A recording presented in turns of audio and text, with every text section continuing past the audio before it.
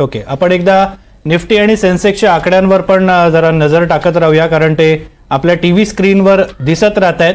हळूहळू सेन्सेक्स आणि निफ्टीमध्ये थोडीशी ग्रोथ व्हायला लागलेली आहे. नवी कर प्रणाली कशी असणार आहे ते आपण बघूया. 0 ते 12 लाखापर्यंत उत्पन्न जे आहे ते 0% त्याच्यावर कर लागेल, करमुक्त आहे.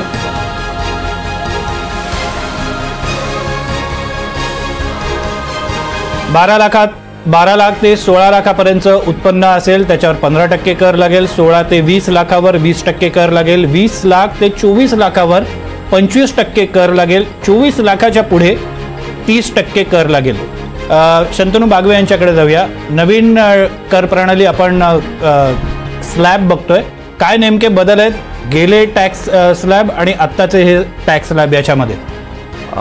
मुळात आत्ताचे आपण टॅक्स स्लॅब्स बघितले तर old regime to new regime हे ओव्हरऑलच आपल्याला मागील 1 ते 2 वर्षापासून आपल्याला कळत होतं की सरकारला न्यू रेजिम कडेच जास्तीत जास्त लोकांना नेण्यासाठी उत्सुक करायचं होतं. आता याच्यात असं झालंय की ह्या वेळेचे सुद्धा आपण जर का टॅक्स स्लॅब बघितले तर ते त्याच लाईन्सवरती आहेत की 12 लाखापर्यंत टॅक्स नाही आणि त्याच्यानंतर जे स्लॅब्स आहेत आणि तिकडे 5% टॅक्सचा रेट वाढतोय.